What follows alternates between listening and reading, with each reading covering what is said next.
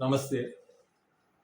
తెలంగాణలో ఎప్పుడైతే కమలం, గులాబీ దళం మీద దండెత్తడం ప్రారంభించిందో, కేసీఆర్‌కి వ్యక్తిగతంగా కూడా అసమ్మతి రాకం మొదలైందో, ముప్పేట దాడి ఈడీ, సీబీఐ లేకపోతే స్కాముల వంకతో ఈ సీబీఐ లిక్కర్ స్కామ్‌తో ఎమ్మెల్సీ కవిత పేర్లు బయటకు రావటము, ఛార్జ్‌షీట్‌లో ఒక పక్క అసమ్మతి రాగం మొదలవటం, ఇంకో పక్క గులాబీ తన జైత్రయాత్ర, దండయాత్ర అనాలో ఏదైనా మొదలుపెట్టడం, ఇవన్నీ కూడా ఉక్కిరిబిక్కిరి చేస్తున్నాయి. ప్రస్తుతానికి ఎట్టి పరిస్థితుల్లో బీజేపీకైతే తెలంగాణలో అడ్డుకట్ట వేయాలనే ఆలోచనలో కేసీఆర్ కన్నా కూడా కవిత ఎక్కువ ఆలోచిస్తున్నారు. ఒక అడుగు ముందుకేశారని చెప్పొచ్చు. ఎందుకంటే ఈరోజు టైమ్స్ నౌ అనే ఒక మీడియా ఇంటర్వ్యూలో మాట్లాడుతూ క్లియర్ కట్‌గా 2023లో వాళ్ళ పొత్తు ఎలా ఉంటుంది, బీజేపీని అడ్డుకట్ట వేయటానికి అనేది సమాధానంగా చెప్పారు.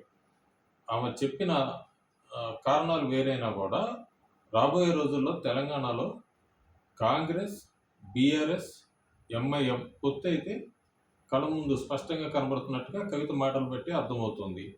అంటే తెలంగాణలో పిక్చర్ గ్రౌండ్ రియాలిటీలో ఎలా ఉందంటే రాబోయే రోజుల్లో ప్రస్తుతానికి బీజేపీని చాలా తక్కువ అంచనా వేశారని 20-25 స్థానాలతోనే సరిపెట్టుకుంటుంది బీజేపీ అని రాజకీయ విశ్లేషకులు కొన్ని సర్వే సంస్థలు చెప్తున్నప్పటికీ రాబోయే రోజుల్లో తెలంగాణలో పెను మార్పులు ఉంటాయని అనుకుంటున్నారు. రాజకీయ పరంగా బీజేపీ వైపుకి చాలామంది నాయకులు గోడ దూకుతారని. అట్లాగే ఇప్పటికే బీజేపీ స్ట్రాటజీ కమిటీ అట్లా బిఎల్ సంతోష్ లేకపోతే తుషార్ వీళ్ళందరూ కూడా బండి సంజయ్, ఈటల రాజేందర్ నాయకత్వంలో ముందుకెళ్లాలని ఒక మిషన్ 90 అనే టార్గెట్‌తో ముందుకు కదులుతున్నట్టుగా తెలుస్తుంది. దానికి ప్రజల నుంచి కూడా కేసీఆర్ వ్యతిరేక ఓటు బ్యాంక్ చీలకుండా బీజేపీ వైపుకే ఓటర్లు మొగ్గు చూపుతారన్న ఒక టాక్ అయితే పాజిటివ్ టాక్ ఒకటి తెలంగాణలో బీజేపీ వాళ్ళకి కనబడుతుంది.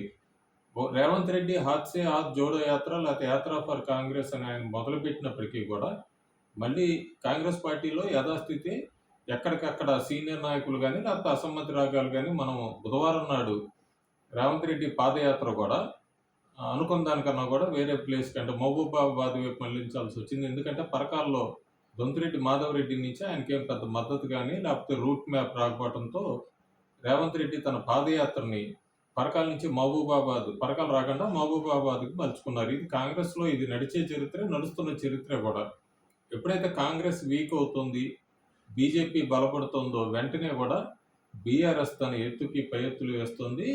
ఎట్లాగైనా కమలానికి అడ్డుకట్ట వేయాలి అనే ఆలోచనతోనే కవిత తన స్పష్టంగా ఇవాళ నేషనల్ మీడియాను ఉద్దేశించి మాట్లాడుతూ కాంగ్రెస్కి తలుపులు తెరిచే ఉన్నాయని, తమతో పొత్తుకి బీఆర్ఎస్ కాంగ్రెస్ ఎప్పుడైనా కూడా పొత్తుతోనే ముందుకెళ్ళొచ్చు అనే ఒక ఇండికేషన్ అయితే, సిగ్నల్ అయితే క్లియర్గా తెలంగాణ ప్రజలకి కవిత నోటి వెంబడి ఈరోజు వచ్చిందనుకోవచ్చు. అప్పటి నుంచో కూడా రాజకీయ విశ్లేషకులు కూడా అనుకుంటున్నారు ముందుగా కానీ లేకపోతే ఎన్నికల తర్వాత కానీ కాంగ్రెస్, ఎంఐఎం అట్లాగే బీఆర్ఎస్ కలుస్తాయని. అదేదో ఇవాళ కవిత ఎమ్మెల్సీ కవిత ద్వారా క్లియర్గా అర్థమైంది. అయితే ఇప్పుడు బీజేపీకి అడ్డుకట్ట వేయాలంటే తెలంగాణలో ప్రస్తుతం ఏఐఎంఐఎం, ఐఎన్సి, బీఆర్ఎస్ ఈ మూడు కలిసి పొత్తుకెళ్తే తప్ప బీజేపీకి అడ్డుకట్ట వేయలేము అనేది ఒక సినారియో అయితే తెలంగాణలో బీఆర్ఎస్కి అర్థమైందని చెప్పి అనుకుంటున్నారు.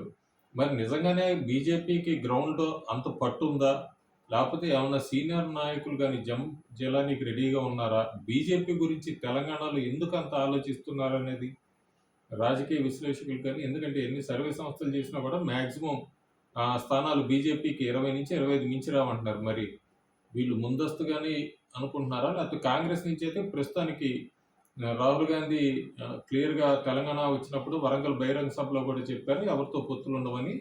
అట్లాగే టీపీసీసీ అధ్యక్షుడు రేవంత్ రెడ్డి కూడా మేము ఎవరితో కూడా పొత్తులు ఉండవని చెప్పినప్పటికీ కవిత ఈరోజు ఇచ్చిన ఈ స్టేట్మెంట్, అంటే బుధవారం నాడు ఇచ్చిన ఈ మీడియాను ఉద్దేశించి మాట్లాడుతూ ఇచ్చిన ఈ స్టేట్మెంట్ మరి రాబోయే రోజుల్లో ఎలాంటి మార్పులు తీసుకొస్తాయి తెలంగాణ రాజకీయాలు అనేది మనం వేచి చూడాలి. ప్రస్తుతానికైతే మాత్రం బీజేపీ బలపడుతోందన్న బాధనికి ఈరోజు కవిత ఇచ్చిన సమాధానం, మీడియాను ఉద్దేశించి మాట్లాడుతూ ఇచ్చిన సమాధానం బీజేపీ తెలంగాణలో నిజంగానే బలపడుతోంది అన్న వాదనని ఏకీభవిస్తున్నట్టుగా ఉంది.